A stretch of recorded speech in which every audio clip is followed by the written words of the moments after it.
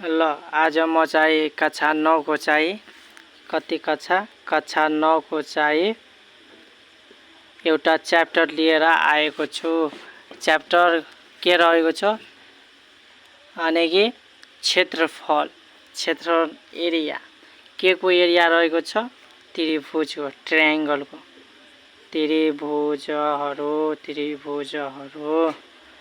अब बुझ्यो त्रिभुज भनेको के हो तीनवटा रेखाले बनेको आकृतिलाई त्रिभुज भन्छ। यो मानौ ए बी सी नाम राख्यो यो तीनवटा रेखाले बनेको आकृतिलाई के भन्छ त्रिभुज भनिन्छ। त्रिभुजका प्रकार बुझ्यो त्रिभुज जम्मा 3 प्रकारका रहेछ। त्रिभुजका प्रकार कति प्रकारका छ 3 प्रकारका। एउटा के रहेछ विषमबाहु त्रिभुज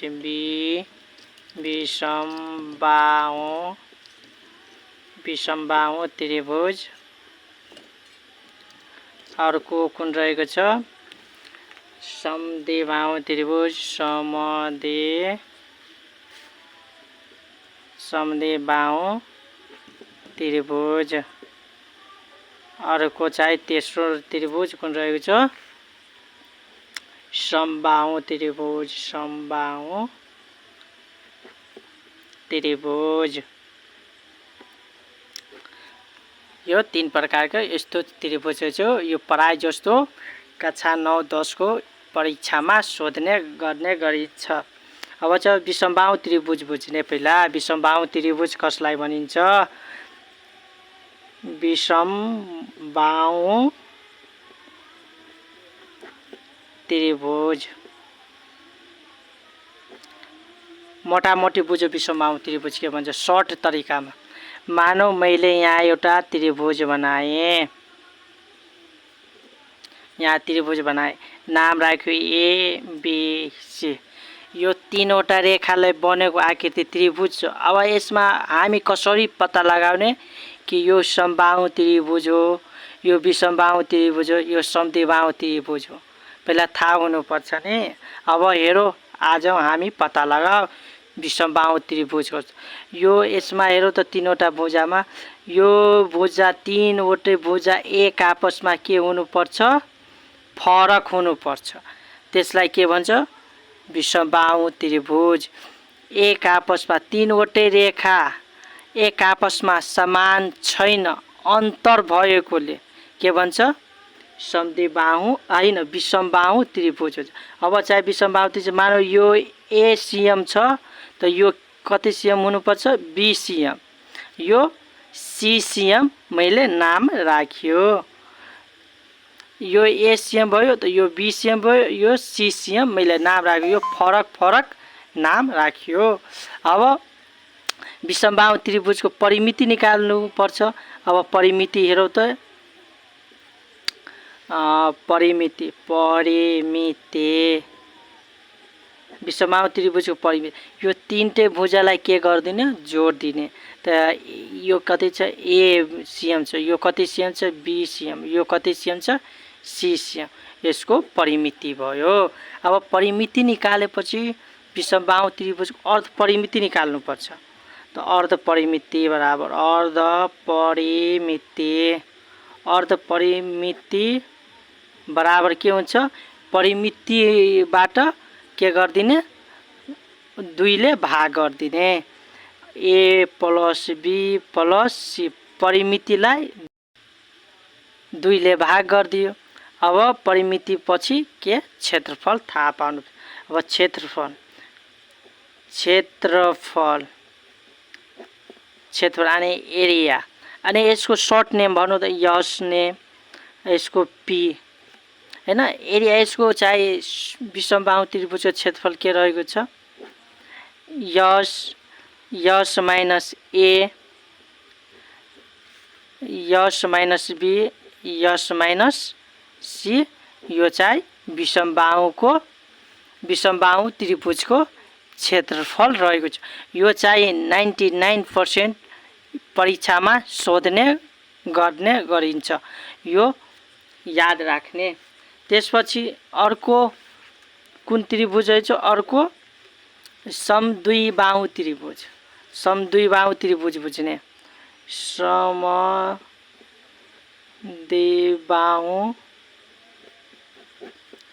त्रिभुज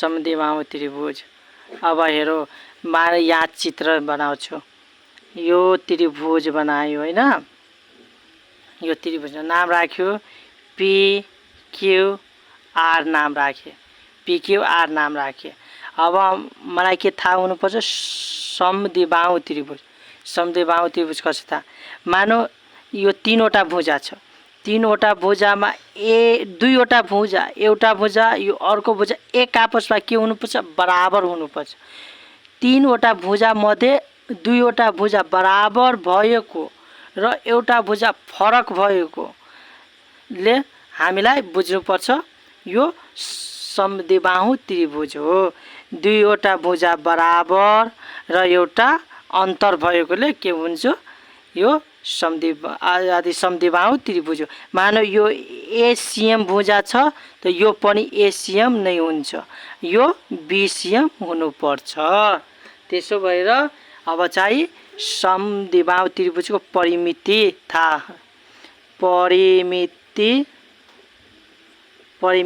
p बराबर के हुन्छ यो भुजा एउटै छ त यो कतिवटा भुजा भयो दुईवटा छ 2a + b यो परिमिति निकाल्दा सबै भुजालाई जोड्ने एक आपसमा बराबर छ भने यसलाई जोड्ने जो फरक छ यो बेग्लै जोड्दिने परिमिति पछि अब के हुनुपर्छ क्षेत्रफल समद्विबाहु त्रिभुजको चाहिँ क्षेत्रफल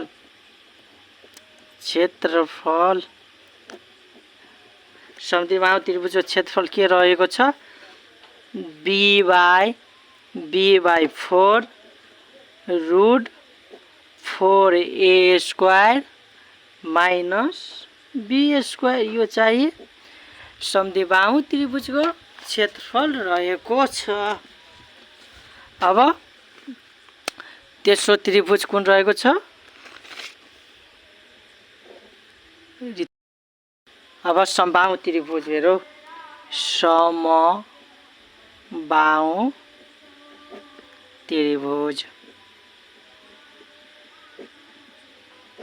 चित्रबाट बुझ्यो मैले त्रिभुज बनाए हैन नाम राख्यो एक्स वाई जेड मैले नाम राख्यो समबाहु त्रिभुजमा के बुझ्नुपर्छ यो त्रिभुज तीनवटा भुजा छ तीनवटा भुजा एक आपसमा के छ बराबर छ मानौ मैले यसको नाम 5cm राख्यो त यो दुवै भुजा कति भयो 5cm नै हुन्छ 5cm नै हुन्छ त्यसो भएर समबाहु त्रिभुज हामीलाई बुझ्नुपर्छ दिएको चित्रमा तीनवटै भुजा बराबर भएको हुनाले समबाहु त्रिभुज बुझ्नुपर्छ अब चाहिँ समबाहु त्रिभुजको चाहिँ परिमिति निकाल्दा के लेख्नुपर्छ परिमिति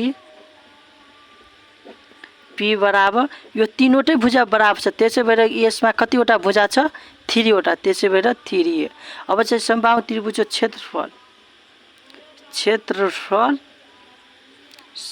क्षेत्रफल बराबर के हुन्छ समबाहु त्रिभुजको क्षेत्रफल √3/4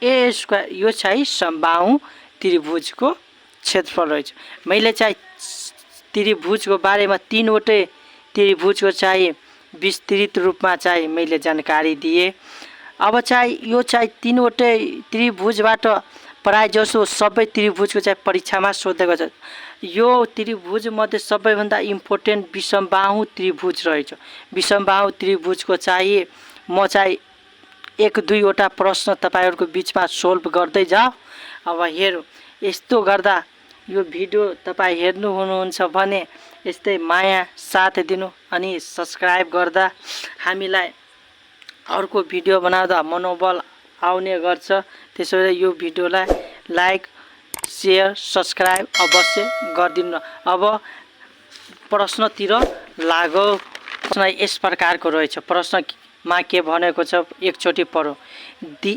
दिएको विषमबाहु त्रिभुजको क्षेत्रफल पत्ता लगाउनुहोस् यस्तै परीक्षामा हुन्छ।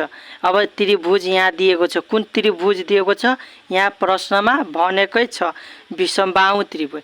विषमबाहु त्रिभुजको भुजा के हुन्छ, तीनवटै भुजा के हुन्छ फरक फरक हुन्छ। अब चाहिँ यसको सोल्भतिर लागो, सोलुसनतिर यहाँ हैन। मानौ एबी बराबर मानौ हैन, यहाँ मानौ एबी बराबर ए मानौ कति सीएम छ, एबी सीएम 12 सीएम छ हैन। बीसी बराबर बी मानौ कति छ 20 सीएम। अब तब एसी बराबर सी मानौ, सी इक्वल टु कति सीएम 10 सीएम। अब यो मानेपछि हामीलाई के हुन्छ, विषमबाहु त्रिभुज सबभन्दा पहिला के निकाल्नुपर्छ, परिमिति। विषमबाहु त्रिभुजको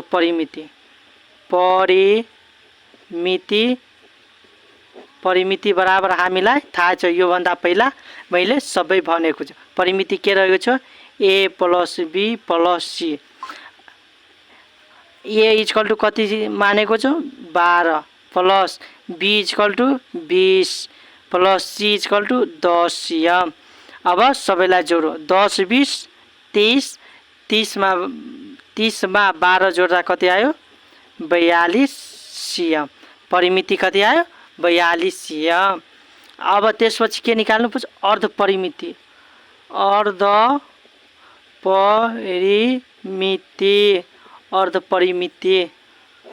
परिमिति यस बराबर पी अपन 2, यानी कि परिमिति कति आयो 42 सीएम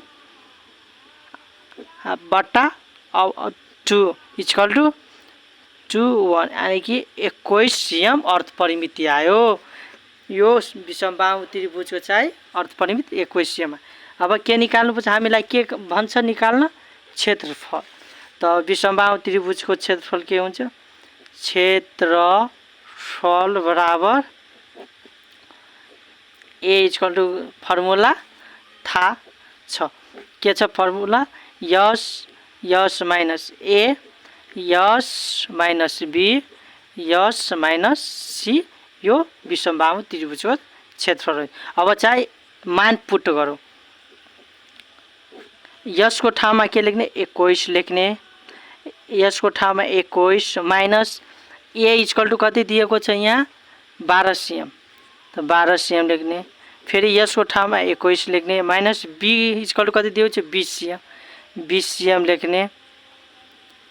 त्यसपछि 21 माइनस सी को ठाउँमा के कति मान्छ 10 सीएम लेख्ने। यसरी गर्दा हामीलाई कति आउँछ गरौँ हिसाब, 21 बाट 12 गयो कति आयो 9 आयो गुन्ने। त्यसपछि 21 बाट 20 गयो त कति आयो 1 गुन्ने। 21 बाट 10 गयो कति आयो, 21 बाट 10 गयो 11 आयो। अब सबैलाई गुना गरौँ, यसलाई सबैलाई एकचोटि गुना गरेर हेरौँ। यसलाई गुना गर्दा 9 गुने 1 गुने 11 लाई गुना गर्दा कति आयो 21 गुने 9 एका 9 9 11 9 99 आयो। अब चाहिँ 99 र 21 लाई गुना गरौँ, 21 गुने 99 कति आयो 2079 आयो। अब 2079 लाई रुट निकाल्ने,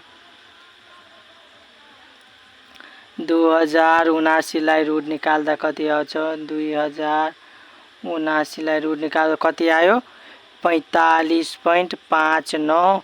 यो चाहिँ त्रिभुजको यति क्षेत्रफल आयो 45.59 आयो।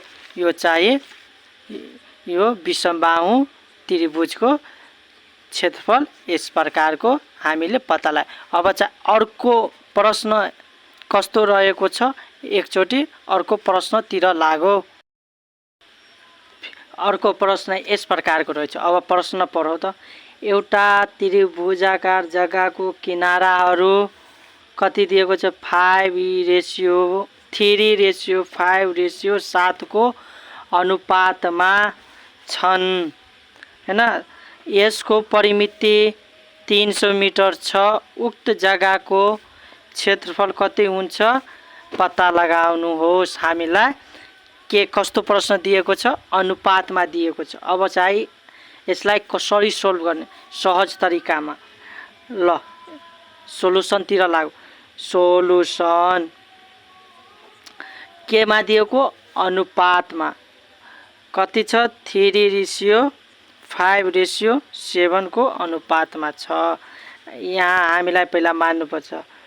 मानौ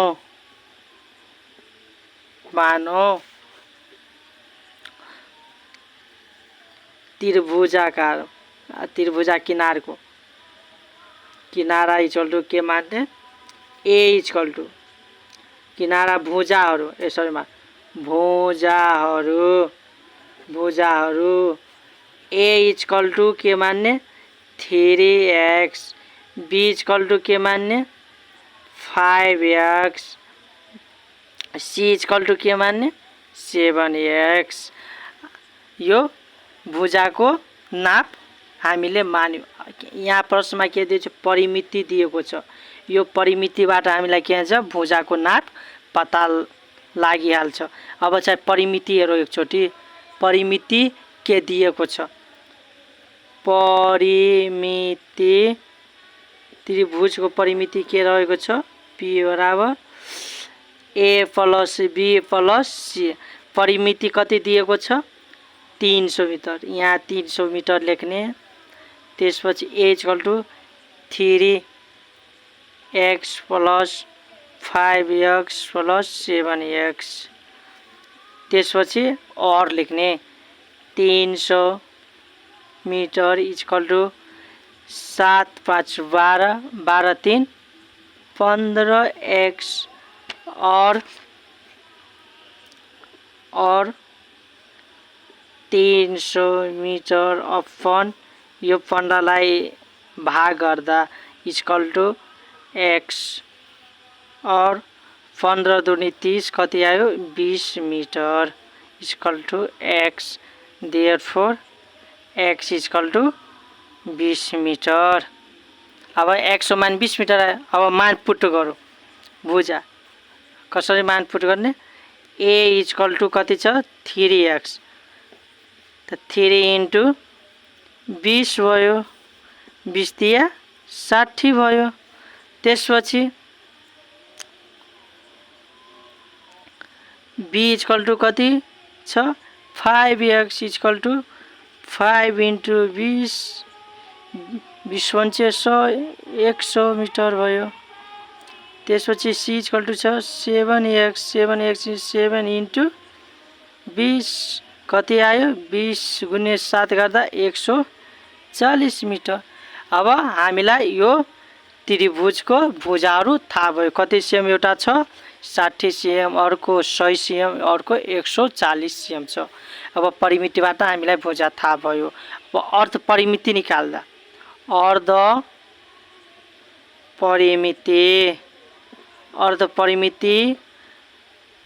अर्ध परिमिति यस बराबर के हुन्छ p/2। p इक्वल टु कति आएको छ यहाँ हेरौँ त एकचोटि a plus b plus c। त यहाँ लेख्ने a plus b plus c/2।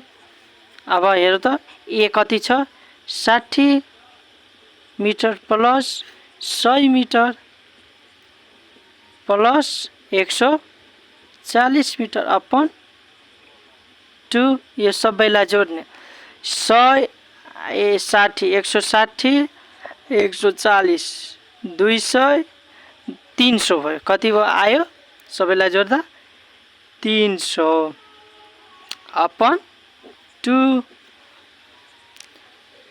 300 मा 2 ले भाग गर्दा कति आयो 150।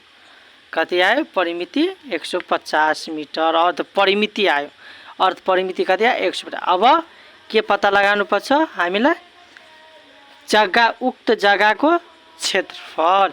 उक्त जग्गाको क्षेत्रफल उक्त जग्गा भनेको कस्तो आकारको जग्गा रहेको छ त्रिभुजको क्षेत्रफल अत के लेख्ने अत त्रिभुजको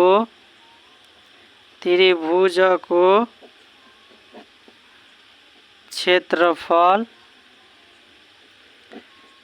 A = के रहेछ हामीलाई थाहा छ यस माइनस